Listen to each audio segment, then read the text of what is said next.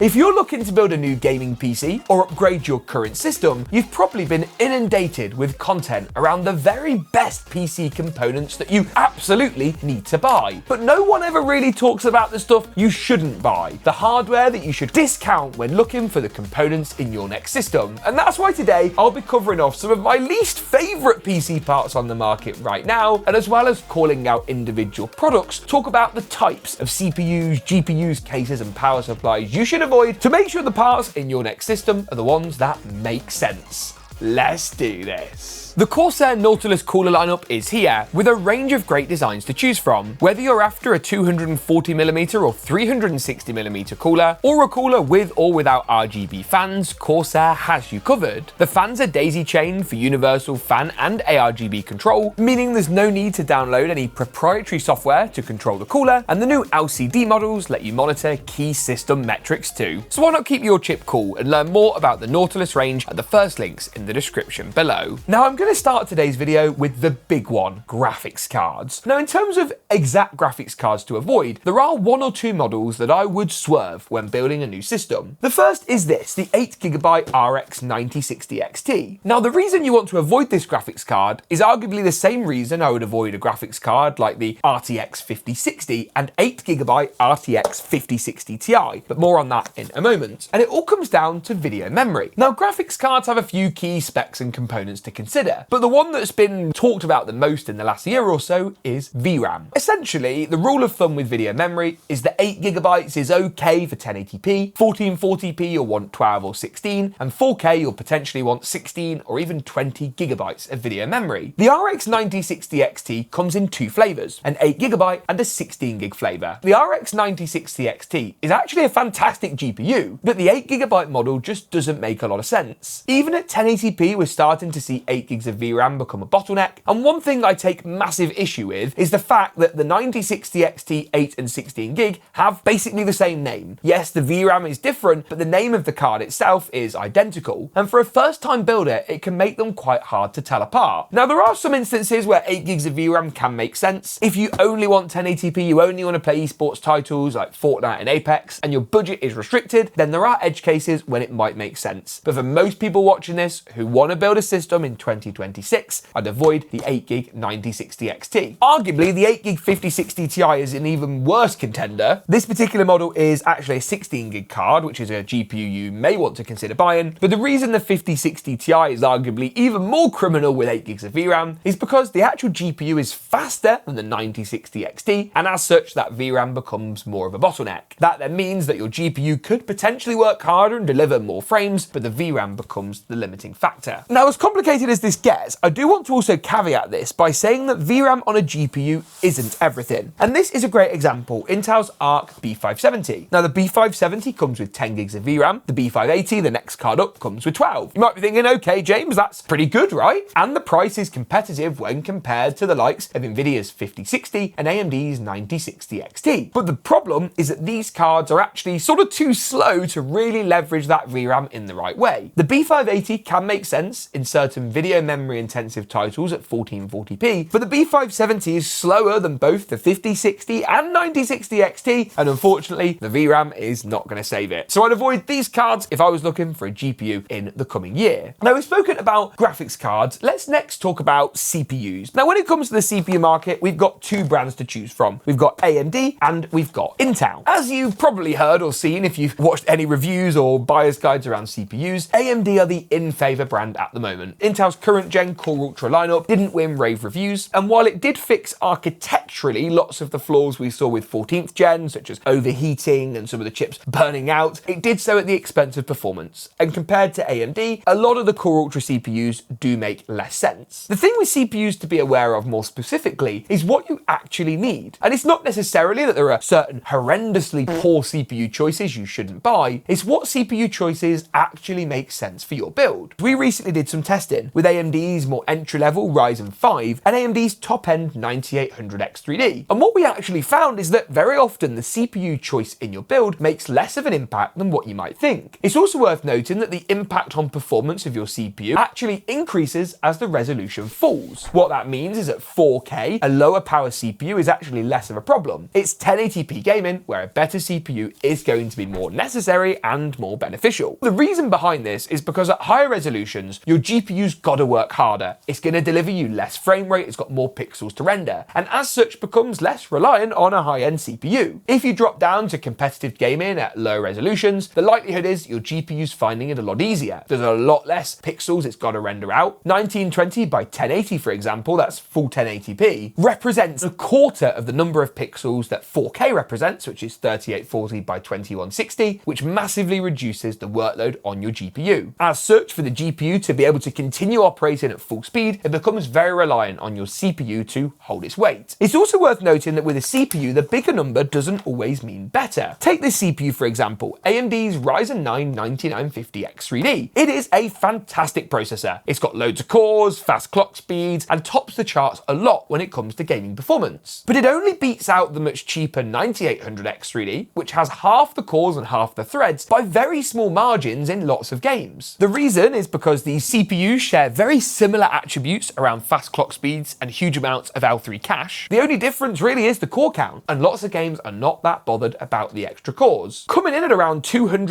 or £200 more expensive than the 9800X3D, it certainly doesn't deliver the amount of value you'd expect for that cost uplift. So we've spoken about CPUs, now you've picked your CPU, the likelihood is you're going to need a motherboard. Now when it comes to motherboards, there's an enormous amount of choice, and that choice can come in lots of different ways. The key thing to note with a motherboard is that it's not fundamentally going to affect the performance of your build all that much. Higher end motherboards are going to give you extra features. They're going to give you better connectivity, more expansion slots for additional GPUs or SSDs. They might give you support for higher capacity memory. They're going to give you more bandwidth that your build can use in general. Lower end motherboards will give you less of this, but more often than not, spending an extra $200 or pounds on a motherboard is unlikely to improve your frame rate in game all that much. One way to shop for a motherboard is to look at what we call the chipset. These two boards come in from AMD, a B850 and an X870 design. The X870 chipset is inherently going to give you more features, better overclocking support, better power delivery, more connectivity, where the B850 chipset is going to give you less. And this applies to Intel too. Fundamentally, there's a few things you always want to find on a motherboard: the ability to enable XMP or Expo to get your memory clocked up to its rated speeds, sufficient power delivery for your CPU, and adequate networking for what you need. Avoid motherboards where they're very sparse on USB ports or where Wi-Fi is not included as standard. I can't understand in 2026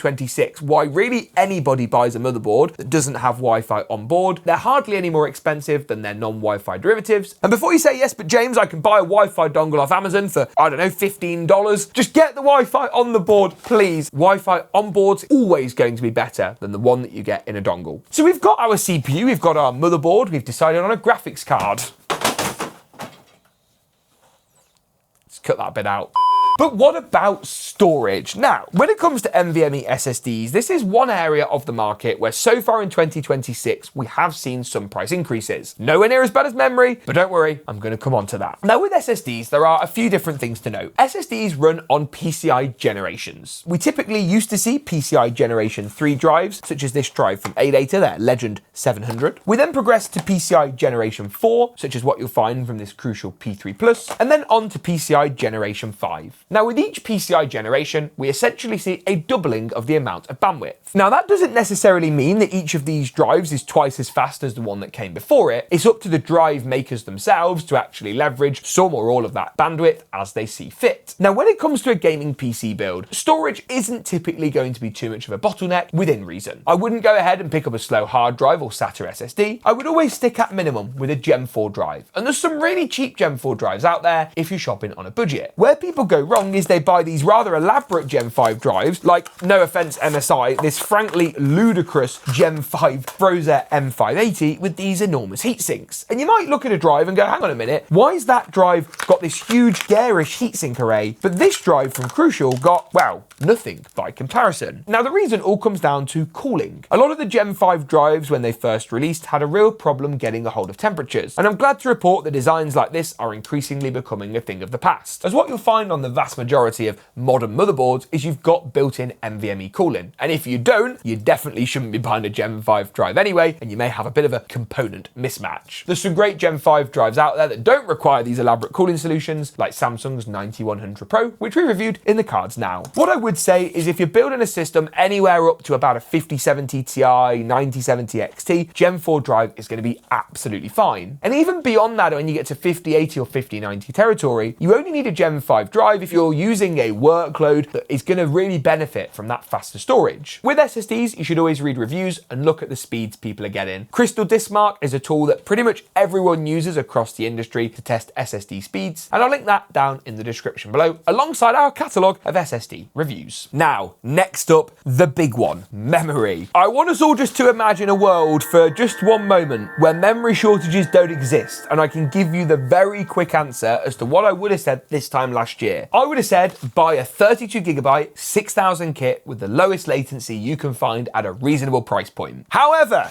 in between this magical land last year where memory was of a decent price point and today, AI happened, demand happened, and now pricing's happened. I've made a full video on it. We won't go into all the detail. You can find that in the cards. Ultimately, as much as those rules I've just set out are still what I would stand behind as good consumer buying advice, I appreciate they're not very realistic in the current climate. I would buy whatever the hell you can get your hands on at whatever is a price that you deem to be acceptable. Or if you're building a new system, you've got some DDR5 already, stick with it. Even if the speed or latency is not that great, we're going to do a video soon about 16 versus 32 gigs of RAM and whether you can get away with that lower capacity, whether that's a way we can try and combat this. I appreciate it's a real shame of a situation. Hopefully, maybe by the time you're watching this in a few months' time, the memory situation will have cleared up. In which case, refer to my advice. 32 gigs, 6000 megahertz, and good latency. Now, we've talked about RAM, what's left? Cases, power supplies, and coolers. Now, when buying a case, you've got to decide a couple of things. How big do you want your system to be? Perhaps how big do you need your system to be based on the hardware you want to put inside of it? What features do you want in your case? And would you prefer a case that focuses on silent and quiet operation with an emphasis on airflow? Or would you prefer a case where you've got a great visual statement that looks amazing in your setup? With that being said, you can still focus on cases that look good and provide solid airflow. And when it comes to cases to avoid, there are a few things to look out for. Do the fans come included? A trend nowadays with higher end cases is to just sell it without the fans. Now that might seem counterintuitive, but it was often done because people would buy these high end cases and then strip the cheap included fans out and basically chuck them in the bin and replace them with their own. Now you might be okay with that. You might want to fill your build with expensive Lee & Lee SL series fans, but you might be somebody who wants to focus on value in your system, be stuck to a budget, and you might want to more closely consider whether fans do or don't come included. I do have a few recommendations of cases I like. For example, the Fantex XT View makes a great case on the lower end, as does the Montech King 65 Pro. A great example of where you can have aesthetics and still maintain decent airflow. On the high end of the market, I'm a big fan of some of Lee & Lee's cases, the O11D Evo RGB, and even on the top end, things like the Haven HS420. While on the mid-range, there's some great options to consider too. Montech make an appearance again with the King 95, one of my personal favourites. And Corsair's Frame 4000D is another fantastic option. Ultimately, cases are massively about personal preference, but I would say you get what you pay for. And if you can avoid the really cheap chassis that just aren't going to provide a great build experience, then that is something you should do. The big one in reviews to look out for is how does the case look from a build quality point of view? What's the thickness of the metal like? Is a fan hub included? They're all things I would really consider. Couple of things left to go. Power supplies is going to be next. What should you avoid when it comes to PSUs? Now, I see a lot of people in my comments talk about the PSU tier list, and honestly, it's a pretty good list, pretty good resource that you should definitely go ahead and check out, and I'll link that down below. But I do want to talk with power supplies about a few things you should avoid. Ideally, avoid power supplies that are non-modular. They're power supplies that don't give you the ability to plug and unplug cables as you wish. There are some exceptions to this, such as the MSI A650BN, which is a budget PSU we use on GeekaPC a lot. That's my UK pre-building company. I'll link our systems down below. And the reason is because in that instance, the power supply is still efficient, but the non-modular interface cuts cost out, which helps to reduce the cost of that particular unit. I would also avoid power power supplies that have a low 80 plus or cybernetics rating. 80 plus was the industry standard for years, and cybernetics has now come in and really stole the show. Both metrics are good, but cybernetics is arguably a slightly more well-rounded and more modern way of testing power supplies when it comes to efficiency. Another thing to avoid with a power supply is a PSU that comes with horrible cables. A good example of a power supply that does a good job of this is Corsair's new RME series, which has really nice included cables. I would also avoid power supplies that have either an insufficient wattage or way too much. And you might be thinking, yeah, but James, I don't want to not get enough wattage, I don't want to overspend. How do I actually calculate the power supply I need? Now, the first thing I would do is I'd actually go straight to the GPU manufacturer's webpage. Here you can find the recommended PSU wattage for the graphics card. And this wattage figure includes an estimate on the rest of the parts in your build. Now, of course, if you're going to go way higher end on your CPU than what might usually be used, if you're going to add 1 million hard drives and 5,000 SATA accessories, add a bit of extra wattage. If you know you're going to upgrade other parts in the future and you want those options available to you, again, go a little bit higher. PC Part Picker is a great tool for giving you the overall build wattage, but you always want to add about 20 or 30% to this at a minimum. When it comes to power supplies as well, I would also strongly encourage you, if you can afford it, to avoid any unit that isn't ATX3 or ATX 3.1. This is the latest PSU standard. Those ATX3 units will give you the new high power PCI Gen 5 GPU power cable out of the box. That is really important. Avoids the need for dongles and splitters and adapters on NVIDIA graphics cards. And let's face it, AMD are probably going to adopt that standard in the near future too. The final thing to talk about is CPU coolers. And what should you avoid here? Honestly, it's a bit like power supplies. You should avoid coolers that are either insufficient or overkill. But James, how do I know what to get? Well, here's what I'd recommend. For a Ryzen 5 or Intel Core Ultra 5 CPU, a standard single tower air cooler will be more than sufficient. For a Ryzen 7 or Core Ultra 7, I would step up to an all-in-one liquid cooler. You only really need a 240, but 360s are virtually the same price and give you the extra fan and larger form factor. For an Intel Core Ultra 9 or Ryzen 9 CPU, I would go for a 360mm cooler at minimum, but preferably a 420mm, depending on the exact option you've got. The one thing I would say with CPU coolers is if you're looking to optimize your budget, go for the cheapest, biggest radiator you can find. And what I mean by that is don't go, for example, for the highest end 240mm unit, because the likelihood is that even with its fancy pump or really nice included fans, it's still probably going to perform worse than a larger 360mm design that will cost a lot less. I've made a full video talking about the very best CPU coolers on the market right now, and it would surprise you, some of the best options on our charts are some of the cheapest around. I would also say that with a CPU cooler, going for a 360mm all-in-one can often help fill the void in your system and at the same time give you extra airflow for your build. Let's face it, if you're going to fill the top of the case with fans anyway, what's actually the cost difference between the price of 3 nice RGB fans and an all-in-one liquid cooler that's going to include them out of the box? And when you account for the fact you then don't need to buy a cheap air cooler, you might actually find yourself to be quids in. So there are the PC parts I would avoid this year and areas where hopefully you can try and optimize your budget. What do you guys think of my recommendations? Do you agree? Did I get anything wrong? Let me know in the comments below. Thanks for watching, and as always, we'll see you in